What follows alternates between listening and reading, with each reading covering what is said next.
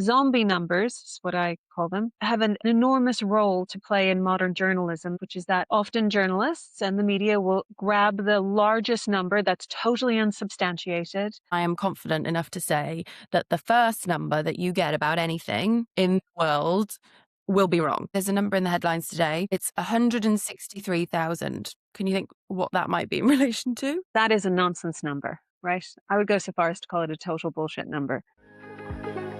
Conflicts of interest, brought to you by ACLED.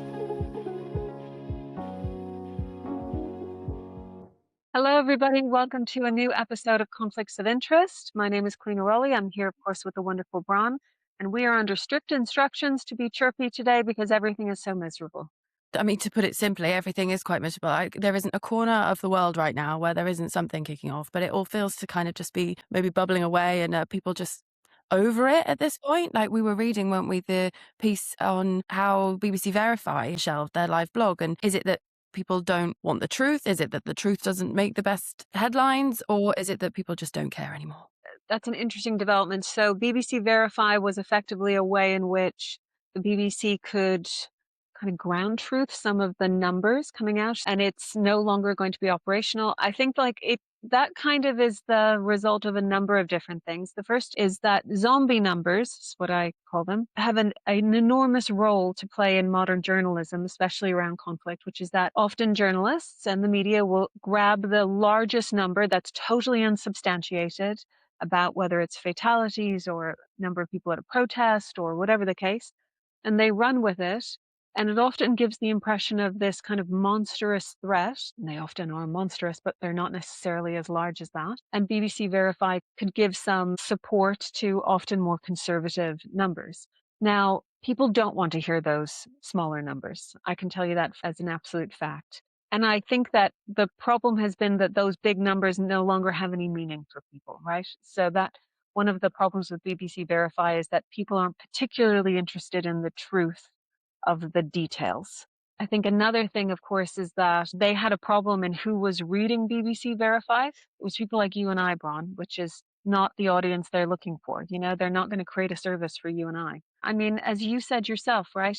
Talk about the truth, but make it, is it viral? Is that what you said? Clickbait, make the truth clickbait. Because I think there was something that I saw them do a while ago, and it was after the situation unfolded in Venezuela earlier this year, as we all remember vividly. And there were claims from lots and lots and lots of those kind of online news influencers that haven't got a qualification between them, claiming that, Venezuelans were out on the streets celebrating.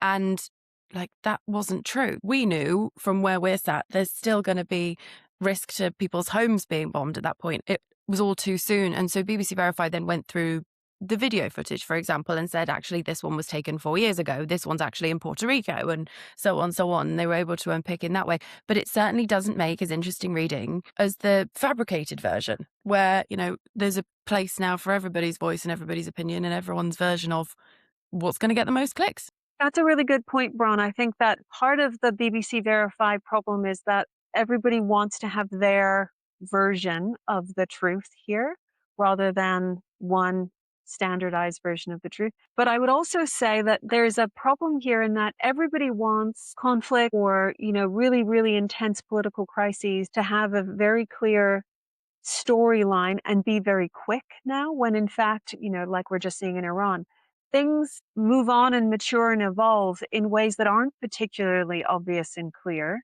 every single day, but really become much more clear in retrospect. And that's not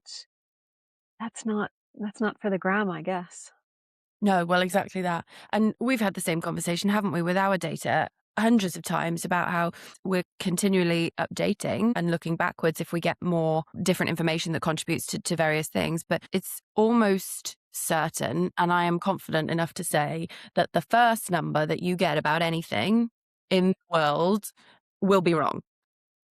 That's a really good point. It's one of the reasons why I really have shied away from this notion that you should get like super real time information about conflict. Because as you say, not only are the numbers wrong, but often the details are totally wrong. And it's really a reflection of who's trying to manipulate that conversation in the very beginning, or who's just telling you what they know, which is going to be limited, rather than an accurate interpretation of it. Yeah. So, okay, there's a number in the headlines today. It's 163,000. Can you think what that might be in relation to? That's how much a tank of petrol is going to cost? Yes, correct. Next week.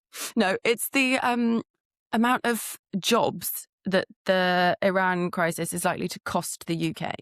Firstly, I'm desperate to know how 163,000 has been come up on, but the conflict continues, the economic fallout continues, and then today it's all over the UK media. What is happening there? Why are we in this kind of confusion state, and why are they looking that the economic stuff is going to continue sort of way into the future?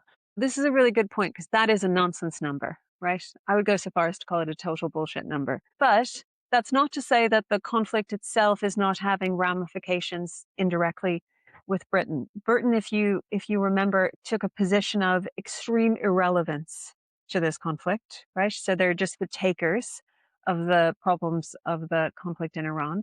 And both Britain and France now want to offer themselves up as, for example, guides through the Strait of Hormuz. Effectively, they want to be escorts to ships within an open strait. So you'll notice there that they want to be involved, but they do not want to actually do anything. So they will only be escorts to ships that don't require escorts because the situation in the strait would have been fixed. But it's an attempt to become involved at this stage of the conflict because they are seeing that their populations are going to be on the receiving end of some of these problems. And I think that the way that they're trying to make that meaningful to people is look how much this petrol is going to cost. Look how this is going to affect food security in places in the world. Look how much fertilizer is going to cost. I don't think it's particularly effective, I must say. But I do think that what we're looking at the moment is this period of attrition between the US and Iran where there is actual attacks, right? I mean, UAE was attacked recently. There are boats being sent out by the IRGC that are attacking the US, and the US is also trying to engage with Iran. But none of this is above the rate that they would consider to be a ceasefire breach. There's all sorts of things I think going on in the front and in the back, which I do think that is really important, which is that obviously the Trump administration is pretty frustrated about what's happening, but yet doesn't want to make a big move. Now, I think that the reason that doesn't want to make a big move is that the last moves has really destabilized its Gulf relations because the US is very kind of, present and then absent, present and absent. And one of the ways that they tried to open up the strait last week on Tuesday was ended about 24 hours later, I think.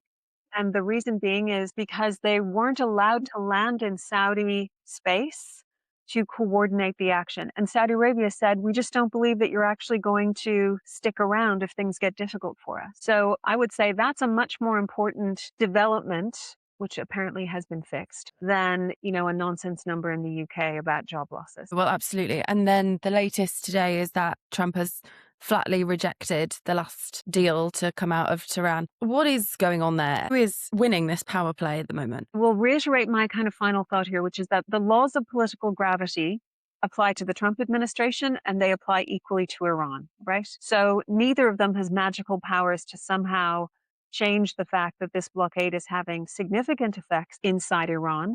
But equally, Iran knows that for every day of patience it shows, it creates more of an impetus in the Trump administration to just get this over with, right? Like he's not a man known for his patience. He seems to be making the decisions about this conflict. So if Trump shows less patience, it means that Iran can come out of this intact. And so it really is a test of Trump's worst trait and potentially Iran's best trait, which is its ability to withstand this. But I think that, again, the situation in the Gulf, especially Saudi and UAE and Israel, of course, the situation is that they're not going to let the Trump administration simply walk away from this by being impatient. So that's the real political story here rather than the tit for tat conflicts that are kind of working their way through the strait. Yeah, because there's been some conversation about resilience as a form of defense for Iran, and I think testing that. But it's coming across, especially in the media, as a kind of stubborn off and, who can dig the heels in the longest. But the complexity around the Gulf, is it that those Gulf countries are looking to get back to a perceived normal as soon as possible? Well, they don't really have any normal. I think they're trying to establish what the new normal is. So if you're a Gulf state at the moment, what do you now know? You know that the US is not reliable, and yet you're still quite tied to it, which you need to be able to extract sufficient promises from Trump. Again, his longevity in some of those promises are not his strong suit, but you need to be able to extract enough to make the short course of reattacking Iran to get to a place where they can be contained. They need to get that where that's an acceptable cost in the short term. And I think that what they were hearing and seeing from the US made it seem like that wasn't going to be an acceptable cost because they weren't going to be able to extract promises that the US would see this through. I've heard an interesting thought recently. I'm curious about your thoughts on this. What Iran knows is that these next few months are going to be really, really crucial because post US midterms and post, let's say, Israeli elections, I believe in September, then, the floodgates are open again for Trump to reestablish attacks on Iran. And maybe that's possible. Maybe that's what they're looking for. But I would say is that, again, coming back to the laws of political gravity, the situation in Iran is not going to be that they can withstand the internal costs, this blockade within the IRGC, within the Iranian population at large, and still end up being a regional hegemon, right? You can't weaken domestically and somehow be incredibly strong internationally. Yeah, and for me, it comes back to that reputation piece, because if you're right, practically speaking, absolutely not, especially if the population, as you say, goes through that and comes out the other end. But to be the one against the states is kind of something that you might think might outweigh the sacrifice that they're making. Because the same with as far as Trump is concerned, he doesn't really mind if people are protesting against the conflict. He doesn't really mind if it's a cost conversation or population. I think he's frightened of looking weak, and so will therefore do whatever it takes so that that isn't the narrative that comes out. Yeah, and I would say that this current way of Iran's engagement, which is rejecting treaties made either through Pakistan or through the US, is making the US look weak, but the US isn't weak. I mean, they can restart this conflict. I think that their biggest issue is that they don't want to commit in real ways to what it's going to take to contain Iran. So they're trying to weaken it to the point where that containment is going to be shorter and more acceptable to them than if they went in now where they're dealing with still a very empowered IRGC. This isn't going to be a 2-month endeavor, right? If anything, it'll probably last the remainder of Trump's presidency and on. But I do want to just say that,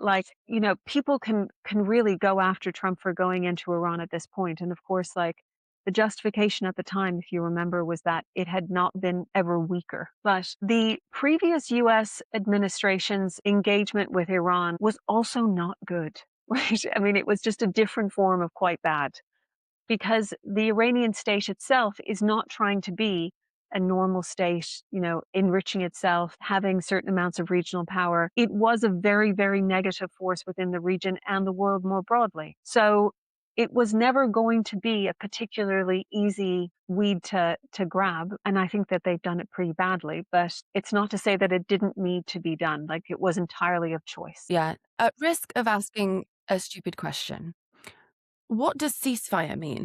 No, I mean, it can mean anything now. Because of course, you might recall that over the weekend, Russia and Ukraine was supposed to have a ceasefire.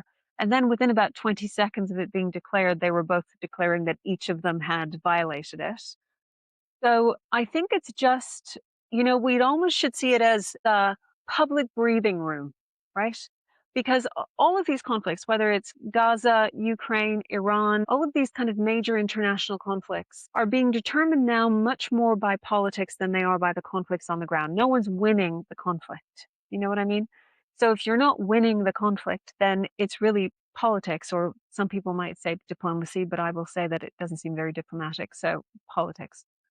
And a ceasefire is basically saying we want the politics to take the main focus at the moment rather than the guns. And it certainly doesn't mean that the military conflicts now cease, right? That's not what it currently means. It just means that people are going to get in a room and chat. Because there's been ceasefire conversations across the Middle East. There was the first wave of those where Lebanon ended up being a sort of sticking point. And then, as you say, over in Europe at the moment, Russia and Ukraine are in a similar back and forward.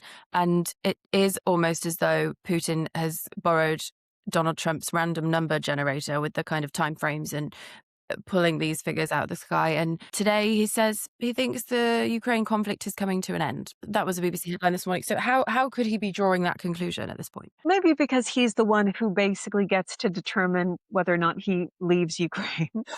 So that could be one way of thinking about it.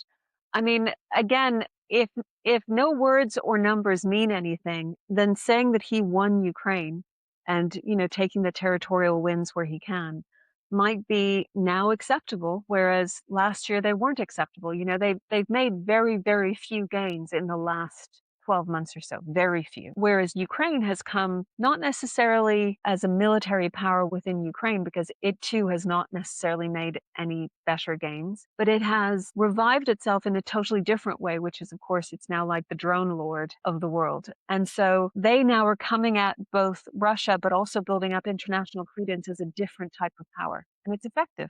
Very effective. So why now then? If you're Putin, like you say, him saying it could end soon is because he is the one in charge of that. It's like saying, yeah, we'll make dinner soon if you're the one making dinner. But why does it suit him now? There's some talk that internally within the Russian government, there's a lot of dissension over Ukraine, and that he's struggling to be able to make that argument stick within his own circle. But equally, I think that the Russian state itself is quite exhausted. These sanctions that have been lifted on Russia, whereas it certainly gave them more money to play with, these oil sanctions by the US, it actually potentially has made them think that they could normalize their economy if they just didn't have this war hanging over them. Obviously, they're 4 years in. They've made kind of miserable, limited progress, right? Even Putin has to see that. But I think the costs of it had now, again, coming back to just the trade-offs here, right? The costs of it are no longer either right now or in the future going to be lower than they seem to be. Well, when you talk about the progress, would it not be a case of lots of people asking what the point was? I mean, again, this is not a man who I think is too concerned about answering those questions. In general, he's going to be much more responsive to, is Russia stronger or weaker as a result of this conflict? Or is there a way that Russia could be stronger internationally by not engaging in this particular conflict? And he may see that. He may see opportunities opening up, of course, in the Middle East, or a front with China and Iran over a reduced US power. There's all sorts of ways in which I think the strategies, again, are not based on the guns and instead based on the politics. So as these conflicts continue to kind of spread and impact more people more broadly, more regularly, what are you seeing coming next? I know we've spoken a lot, haven't we, about conflicts impacting more developed countries and feeling a bit close to home. And then at the same time, governments, especially in the UK and the States even, are kind of more aware of the kind of public disorder and things sort of bubbling up everywhere you look, really. Yeah, so like I was thinking about this recently, about the conflicts of 2027, what's it going to look like, where they're going to be. So I think that there'll certainly be some new conflicts emerge. The Horn of Africa, I think, is the next very large, very complex conflict to emerge. I think Pakistan is not going to get out of this particularly easily. But I do want to talk a little bit about how, and you'll be of very good interest here, I think, Bron, which is the feeling that because conflicts are impeding a lot on people's everyday life, either indirectly, as you were noting with the job numbers, but also with the actual physical presence of conflict in places where we wouldn't have expected it before.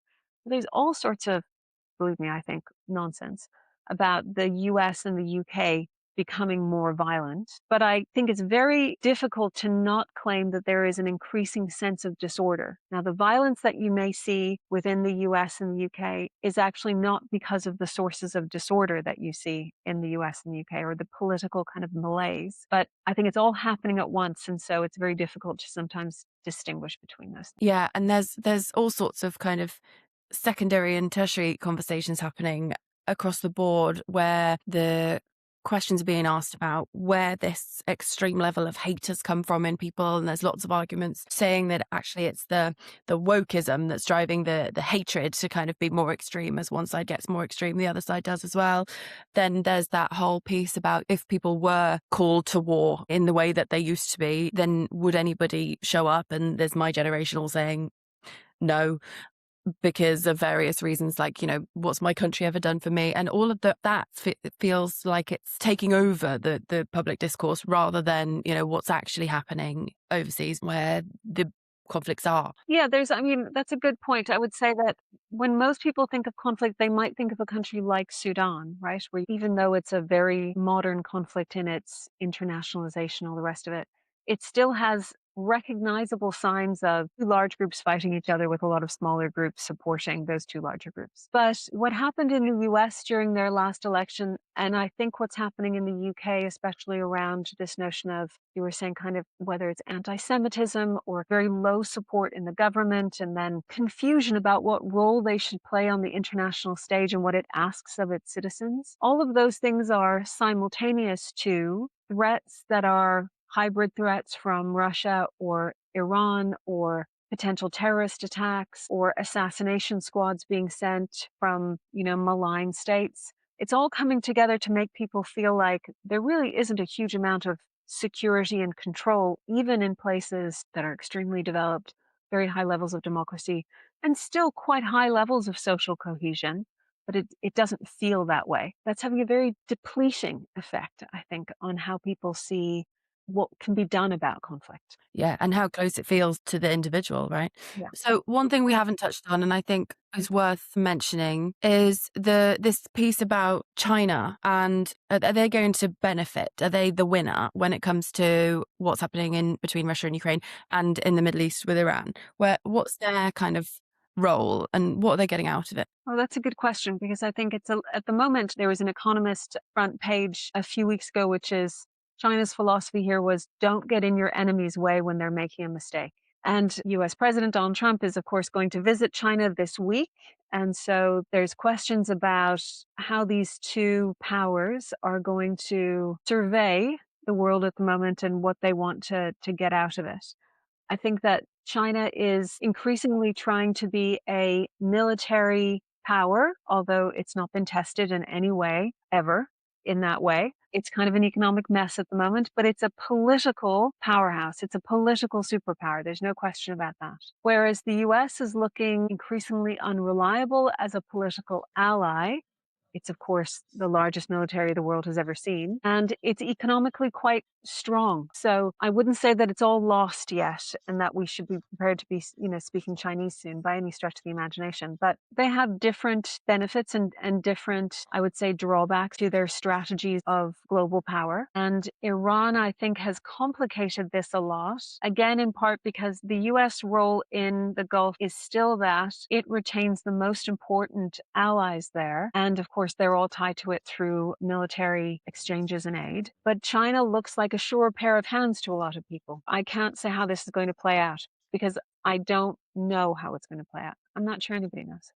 No, I'm sure lots of people would give us their opinion on it, but whether it's got anything behind it or not. So, okay, as far as the immediate next on Earth is going on, what do you think we should be expecting in the coming days from the Middle East, from Europe, from the States? Oh, there's always just such an open question about how the US is going to make decisions about this. I think that conditions in Iran are obviously not dire enough for them to make any concessions. And so the US might try to push them, especially while Trump is in China, in order to give the impression that, we can still throw our weight around. One thing Trump is not going to want to do is to head to China under some impression that he's weak in a key area of US influence and control like the Middle East. I think Israel is just desperate to ruin any sense of normalcy to this ceasefire. So we would expect continued action in Lebanon and maybe even some sort of way to destabilize the situation.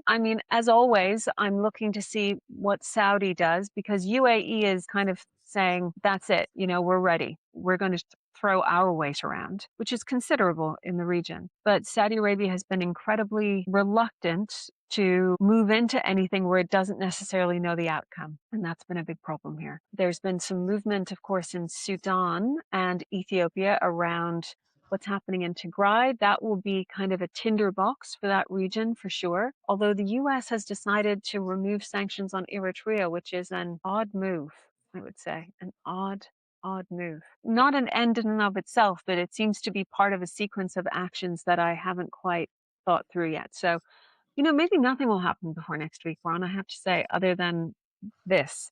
I will say that everybody in the UK is howling with anger over the local elections and what it means, but it's not going to have any effect on Cornwall. No.